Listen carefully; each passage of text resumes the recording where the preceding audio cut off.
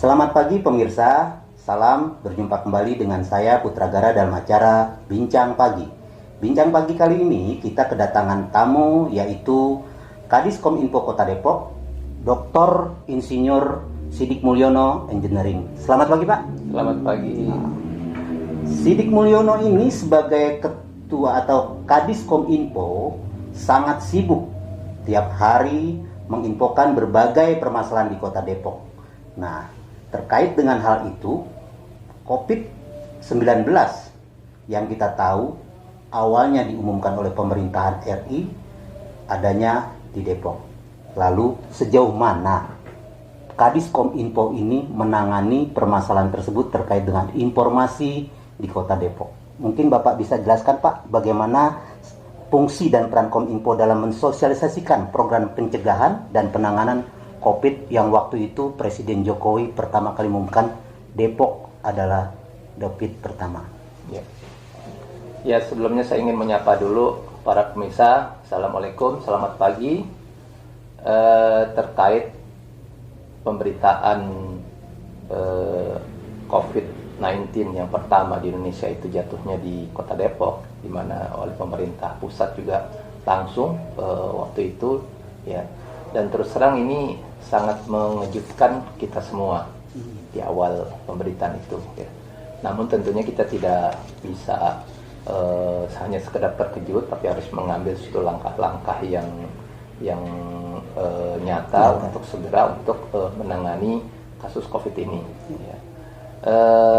Yang pertama dilakukan waktu itu adalah kami melakukan konsolidasi, terutama dengan pihak rumah sakit yang menangani pasien pertama itu, ya, kemudian bersama dengan Dinkes dan juga Sekda waktu itu kami melakukan konsolidasi untuk menanyakan seperti apa sih awal kejadian sehingga ini menjadi suatu pengumuman yang cukup menghebohkan seluruh Indonesia, bahkan mungkin se-Asia mungkin, ya. Nah, kemudian setelah kita mendapatkan informasi yang lengkap, jelas dari pihak rumah sakit, kemudian Pak Wali waktu itu langsung mengadakan press conference, ya, untuk menyampaikan langkah-langkah yang akan dilaksanakan dalam waktu dekat. Karena pada waktu itu memang kami sendiri tidak siap dengan prosedur penanganan daruratan terkait dengan COVID ini, gitu, ya. Nah, oleh karena itu dengan setelah melakukan press conference, ya, kemudian malamnya saya atas izin dari Pak Wali itu langsung menuju ke lokasi tempat kejadian ya. Di salah satu kompleks perumahan di Kota Depok, dan di sana kami langsung melakukan tindakan pencegahannya itu adalah melakukan penyemprotan disinfektan ke rumah si pasien ini, ya, dengan didampingi oleh orang-orang tokoh-tokoh masyarakat di sana, ketua RW gitu, ya. Hingga sampai waktu itu sekitar jam 2 malam. Wah, gitu. Jam 2 malam ya? Iya. Nah, itu merupakan tindakan awal dari kejadian itu. Nah, kemudian karena Depok merupakan kota pertama yang dinyatakan sebagai daerah yang terdampak COVID. Nah, sejak itulah kami mencoba untuk menyampaikan berbagai macam informasi terkini terkait perkembangan kota, ya. Nah, di saat itu memang belum terjadi yang namanya penyebaran secara lokal, ya. Nah, dalam tempo 1 bulan itu memang karena Depok ini adalah daerah komuter, ya, yang orang hanya tinggal di Depok hanya malam, tapi siangnya mereka bekerja di luar kota Depok, entah itu di Jakarta, entah itu di Bekasi, Tangerang, dan sebagainya, ya. Sehingga penularan pada waktu itu memang lebih banyak pengaruh dari luar, ya. Nah, dalam 1 bulan pertama belum terlihat gejala ada yang namanya penularan secara lokal, ya. Nah, ini kita terus lakukan berbagai macam penanganan, dan ini dilakukan dengan cara kita membuat vlog ya, vlog. Misalkan ketika Pak Wali sedang melakukan suatu tindakan tertentu, kita vlog, kita wawancara gitu ya. Alhamdulillah waktu itu vlog Diskominfo itu sampai ditonton oleh lebih dari 1,5 juta penonton. Itu memang masyarakat sedemikian pengen tahunya waktu itu ya, seperti apa penanganan COVID waktu itu yang memang kita semua belum ada yang tahu. Gitu. Dimana kita dengar di awal istilah isolasi itu juga merupakan suatu hal yang sangat menakutkan gitu ya. Terus penggunaan masker ya sempat juga oleh pemerintah disampaikan yang sakit aja yang make waktu itu kan.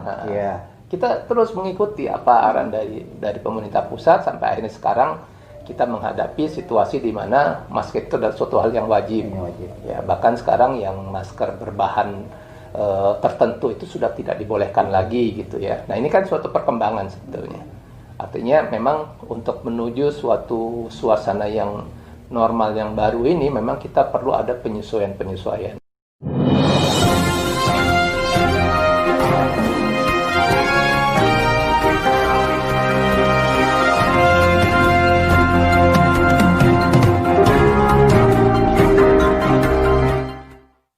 Fungsi peran Bapak sebagai Kominfo mengajak masyarakat tersebut menyadari bahwa virus ini memang ada loh di masyarakat atau di kita, tapi bagaimana mengantisipasinya? Ya, setelah masuk pada bulan kedua kan semakin hari kan paradigmanya berubah ya. Yang tadinya mungkin tidak ada arahan apa-apa dari pemerintah. Nah setelah itu kan pemerintah sudah mulai melakukan berbagai macam arahan kepada kami di pemerintah daerah gitu. Nah yaitu kita juga mulai melakukan sosialisasi ya 3M ya. Yaitu mulai membiasakan mencuci tangan, selesai aktivitas, kemudian menjaga jarak karena ternyata jarak itu sangat berpengaruh dalam penyebaran COVID melalui cipratan atau dropletnya ya. Nah kemudian juga mencuci tangan, menjaga jarak, satu lagi memakai masker. Yang awal-awal kan masker hanya diperuntukkan untuk orang yang sakit gitu ya. Nah sekarang sudah sepakat sedunia, bahkan kita wajib menggunakan masker dalam berinteraksi dengan orang lain seperti itu. Nah ini yang kita terus lakukan ya dengan membuat berbagai macam flyer karena kita tahu di Depok ini juga banyak sekali warga yang didominasi oleh umur milenial seperti itu, sehingga memang kita lebih cocok untuk membuat flyer-flyer tersebut ketimbang kita membuat spanduk banyak gitu. Ya spanduk juga kita buat. Perlu ya. Perlu ya. Nah kemudian juga setelah itu kita membentuk yang namanya Kampung Siaga COVID ya, dan kita lengkapi juga dengan aplikasi Kampung Siaga COVID yang terintegrasi ke dalam Depok Single Window. Karena Kota Depok ini sudah ada dashboard untuk pelayanan publik yang namanya Depok Single Window. Nah, ketika Kampung Siaga COVID dibentuk untuk sebagai pusat koordinasi di tingkatan RW, nah itu juga kita bangun aplikasinya dan kita langsung integrasikan ke dalam Depok Single Window. Ya. Udah berapa kampung Pak Kampung Siaga COVID itu? Sudah semuanya. Oh udah semua ya? Sudah semua. Jadi udah berapa bulan? Jumlah RW di Kota Depok sebanyak 917. Itu semua sudah ada. Sudah ada ya? Ya. Kemudian ketika masuk ke PSBB, ya kan, maksud saya sebelum masuk ke PSBB kan wali kota banyak mengeluarkan surat edaran atau juga peraturan wali kota. Nah itu juga kita bantu untuk melakukan sosialisasi ke masyarakat ya. Selain menyampaikan secara tekstualnya juga kita buat dalam bentuk flyer-flyer dan juga animasi yang menarik.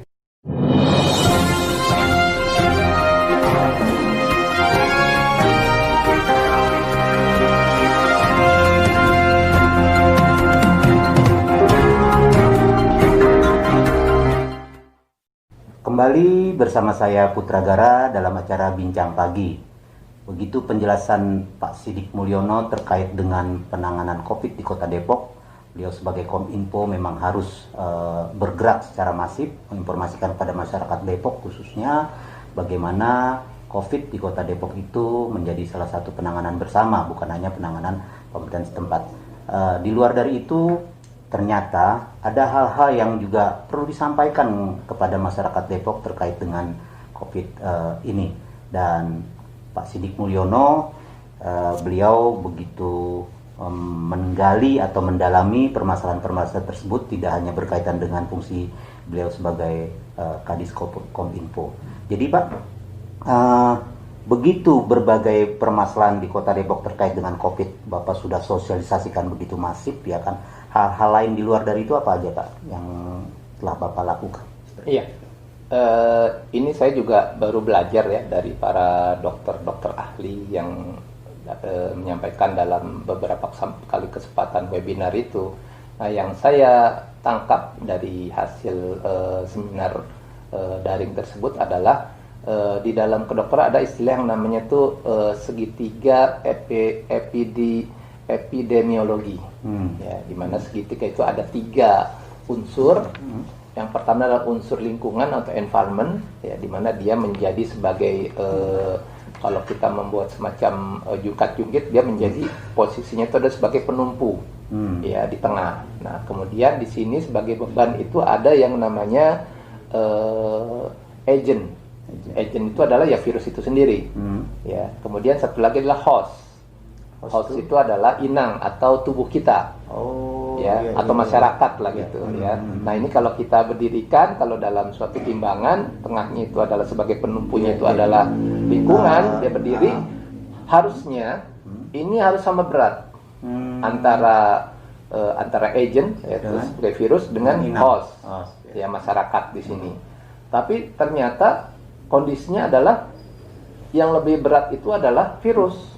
Ya, karena apa? Dia menjadi epidemi kan, epidemi itu menyerang mendadak, gitu, sehingga tidak siap dari sisi environment maupun juga secara masyarakatnya. Nah, apa yang harus kita lakukan? Kalau secara fisika berarti kan titik tumpunya harus kita geser dong ke kiri supaya beratnya menjadi kembali lagi normal. Untuk bisa ke kiri, maka itulah yang pemerintah menyarankan untuk mengkampanyekan 3M tadi itu, ya. 3M, mencuci tangan, memakai masker, menjaga jarak, terus apa, PSBB, gitu ya. Sehingga diharapkan ini bergeser ke sini sehingga itu menjadi, walaupun ini berat tapi karena tumpuannya di sini menjadi seimbang kembali. Ada keseimbangan, ya. Tapi apa yang terjadi? Yang terjadi adalah masyarakat bermasalah dari sisi kepatuhannya, kepatuhan terhadap protokol kesehatan. Akhirnya apa? Semakin berat, malah makin bergesernya ke arah sini, gitu. Iya. Nah, artinya kepatuhan, apa? Ya. Betul. Nah, kalau kita hanya mengandalkan dari sisi environment-nya, itu agak sulit. Jadi apa yang harus kita lakukan berikutnya, ini tadi unsur yang ketiga ini, yaitu apa? Hostnya itu sendiri. Inangnya, atau orangnya, atau masyarakatnya. Itu kitanya. Itu dengan cara apa? Dengan cara kita harus bisa menjaga kondisi kesehatan metabolik kita. Itu metabolik itu ada 7, ya. 7 itu adalah salah satunya adalah itu yang saya cerita itu adalah menurut para dokter ahli, ya, itu lingkar perut kita. Nah, lingkar perut itu nggak boleh lebih dari 90. Ya. Untuk laki-laki, Pak, ya? Ya, laki-laki. Nah, saya alhamdulillah nih 90 lebih dikit lah gitu. Saya dikit lagi nih akan saya coba untuk mencoba untuk menyesuaikan juga, ya. Kemudian juga gula darah, ya, itu dalam kondisi puasa itu nggak boleh dari 100 ya miligram per desiliter. Kemudian juga asam urat, ya, itu nggak boleh lebih dari 5,7, ya. Kemudian trigliserid, ya, trigliserida ini nggak boleh lebih dari 150, ya. Tapi yang HDL kolesterol itu harus lebih besar dari 40, ya. Kemudian tekanan darah, ya 120 80 ya, mungkin kalau udah umur bisa lebih dikit lah gitu 130, tapi harus dalam kondisi yang normal gitu. Ya. Nah, yang terakhir adalah tidak minum obat. Gitu. Puasa ya. Tidak minum obat itu artinya kalau orang ini ketergantungan obat, artinya dia termasuk orang yang memiliki potensi untuk bisa tertular. Iya, gitu. Iya. Kalau tertular dia punya resiko yang besar. Itu. Nah, makanya dengan kita melakukan penciptaan kesehatan masyarakat atau kesehatan metaboliknya ini, insya Allah itu merupakan upaya kita untuk mencegah penyebaran COVID itu sendiri. Dan juga ketika toh memang harus mau nggak mau suatu saat nanti virus itu masuk ke dalam tubuh kita, maka tubuh kita sudah siap untuk melakukan imunisasi terhadap diri kita sendiri. 7 poin ini sudah Bapak sosialisasikan pada masyarakat. Karena saya juga baru dapat ya. Berarti PR lagi nih buat Bapak lagi. ya. Jadi nanti inilah konten-konten seperti ini yang kita akan sampaikan pada masyarakat, sehingga masyarakat dengan sendirinya tercipta kesadaran mereka untuk bisa melakukan menjaga kesehatannya masing-masing. Dengan demikian bahwasanya COVID-19 ini bukan urusan rumah sakit semata gitu, tapi betul-betul adalah masalah kesehatan publik. Gitu. Jadi kita melibatkan masyarakat juga dalam penanganannya. Iya. Terus gini Pak, selain Bapak sebagai Kadiskominfo, memang masyarakat perlu tahu pola pencegahan penanganannya. Di sini juga kan ada dinas kesehatan dan juga ada gugus tugas ya kan. Sejauh mana Bapak berkoordinasi dengan kedinasan tersebut dan gugus tugas tersebut? Ya, kalau untuk teknis jelas kami Diskominfo tidak mungkin bisa melakukan sendiri, tapi memang ini harus berkoordinasi dan berkolaborasi dengan dinas-dinas terkait, terutama dinas kesehatan. Kalau kita ingin melakukan pemeriksaan kesehatan massal, ya kan bukan Diskominfo kan, tapi adalah dari hanya terkait, misalkan puskesmas atau juga rumah sakit semuanya kita himbau supaya mereka bisa melakukan pengecekan kesehatan metabolik ini secara masif. Gitu. Ini jauh lebih murah ketimbang kita melakukan pemeriksaan swab. Swab itu biayanya itu antara sekitar 1 sampai 1,5 juta. Butuh waktu lagi kan. Gitu. Nah, kita swab kita jadikan alternatif saja gitu. Kalau memang itu dibutuhkan, kalau orang yang ada gejala ya kita swab gitu. Tapi dalam kondisi normal ini ya kita ingin mendapatkan suatu peta di masyarakat itu, peta secara spasialnya seperti apa sih kondisi kesehatan masyarakat Kota Depok ini, sehingga dari situlah kita bisa membuat suatu perencanaan ke depan. Gitu. Tidak seperti sekarang ya kita hanya ketika sakit sembuhin seperti itu terus gitu. Tapi kalau dengan kita melakukan penanganan itu dengan cara paradigmanya itu adalah public health, insya Allah ini kita bisa menangani secara utuh gitu. Iya Pak. Memang menarik pikir saya, karena COVID bukan hanya di Depok tapi juga di wilayah lain grafiknya naik turun ya. Untuk ke depan Pak ya, terkait dengan progres penanganan dan juga pencegahan, sekaligus mungkin closing untuk bincang pagi kita, sejauh mana perencanaan Kadiskominfo ke depan terkait dengan hal ini? Ya, kita akan membuat berbagai macam konten terkait dengan kampanye hidup sehat. Itu baik melalui flyer maupun juga nanti akan kita buatkan semacam animasi-animasi ataupun juga video-video pendek. Intinya terlalu mengingatkan pada masyarakat ya. Pertama, mengedukasi ke mereka apa itu virus ya, bagaimana penanganannya ya, bagaimana persiapan kita untuk menghadapi itu, untuk mengaktifkan semua sistem imunitas yang ada di tubuh kita. Gitu ya, sehingga kalau terjadi serangan virus terhadap kita ya, diri kita ya, kita tidak perlu panik tapi kita sudah memiliki suatu ilmunya, pengetahuannya, sehingga kita juga mampu untuk bisa menangani secara mandiri. Ya. Ya. Ya, demikian pemirsa bincang pagi kita bersama Bapak Sidik Mulyono terkait dengan COVID di Kota Depok. Memang permasalahan COVID ini sampai sekarang belum ada kepastian, tetapi yang pasti adalah seperti yang beliau jelaskan, yang pasti kesehatan milik kita bersama harus kita jaga bersama, karena masalah kesehatan tidak melulu harus berkaitan dengan tanggung jawab pemerintah atau regulasinya, tapi juga terkait dengan pola hidup sehat kita yang Pak Sidik tadi sudah jelaskan. Demikian bincang kita kali ini, semoga bermanfaat untuk kita semua terkait dengan COVID di Kota Depok. Demikian, wassalamualaikum warahmatullahi wabarakatuh.